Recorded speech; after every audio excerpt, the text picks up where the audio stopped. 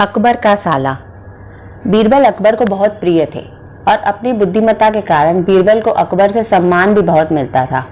इसी कारण सभी दरबारी बीरबल से बहुत ईर्ष्या करते थे।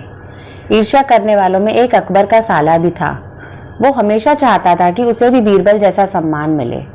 अकबर जानते थे कि बीरबल जैसा कोई और नहीं है और ये बात वो अपने साले को भी समझाने की कोशिश कर चुके थे, लेकिन उनके साले का मानना था कि वो भी बुद्धिमानी के मामले में बीरबल से कुछ कम नहीं है। इस कारण बादशाह अकबर ने सोचा क्यों ना कुछ कार्य देकर इसे समझाया जाए। अकबर ने अपने सेवक को कहकर एक कोयले की बोरी मंगवाई और अपने साले से कहा कि तुम अगर अपनी बुद्धिमानी सिद्ध करना चाहते हो तो इस कोयले की बोरी को नगर के सबसे कंजूस सेठ फकीर चंद को 2000 मुद्राओं में बेचकर दिखाओ। अगर तुमने ऐसा कर दिया मैं दरबार में तुम्हें बीरबल की जगह दे दूंगा। यह सुनकर अकबर का साला बहुत परेशान हो गया। जिस कोयले की बोरी की कीमत केवल 1 मुद्रा है उसे कोई 2000 मुद्राओं में क्यों खरीदेगा। फिर सेठ फकीर चंद तो अपनी कंजूसी के लिए पूरे नगर में प्रसिद्ध हैं, लेकिन क्या करता, बीरबल की जगह जो लेनी थी। इसी उधेड़ बुन में वो कोयले की बोरी लेकर चल पड़ा। उसे पता था कि किसी भी तरह से सेठ कोयले की बोरी 2000 मुद्राओं में नहीं खरीदेगा। हुआ भी वही। सेठ कोयले की बोरी खरीदने को किसी भी तरह तैयार नहीं हुआ। अकबर के साले साहब अपना सा मुंह लेकर महल वापस लौट आए। अब यही काम करने के लिए बीरबल को बुलाया गया।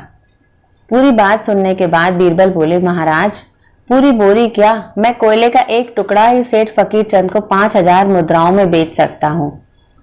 यह बोलकर वह तुरंत ही वहां से रवाना हो गए। सबसे पहले वो दर्जी की दुकान पर पहुंचे। वहां उन्होंने अपने लिए एक मखमली कुर्ता और अचकन सिलवाई, हीरे मोती वाली मालाएं गले में डाली, महंगी जूतियां पहनी और कोयले को बारीक सुरमे जैसा पिसवाकर एक सुंदर सी डिबिया में भरवा लिया। अब बीरबल किसी बड़े व्यापारी जैसे लग रहे थे।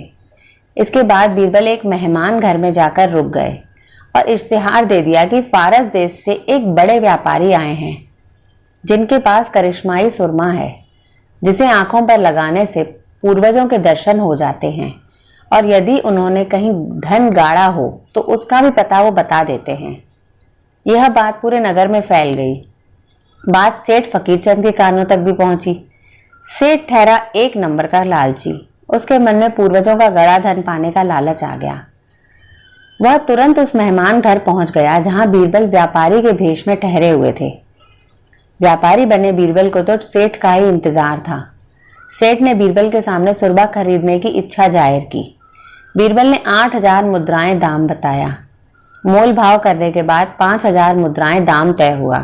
सौदा तय होने के बाद सेठ ने व्यापारी बने बीरबल से कहा कि एक बार वो सुरमा लगाकर जांचना चाहता है कि उसे उसके पूर्वजों के दर्शन होते हैं या नहीं।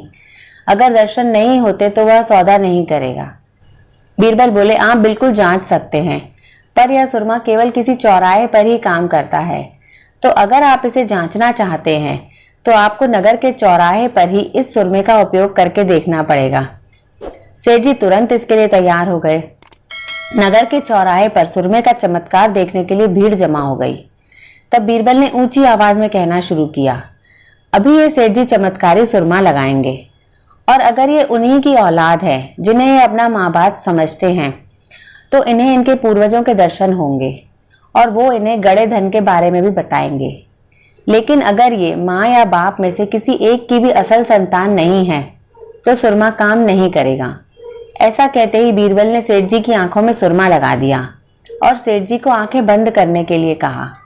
1 मिनट बाद सेठ जी ने आंखें खोली। कुछ दिखना तो था नहीं, सो नहीं दिखा, पर क्या करें, इज्जत का सवाल था। सो सभी के सामने कहना पड़ा कि उन्हें अपने पूर्वजों के दर्शन हो गए और बीरबल को 5000 मुद्राएं भी देनी पड़ी। बीरबल ने मुद्राएं जाकर अकबर को दे दी और पूरी कहानी सुना दी।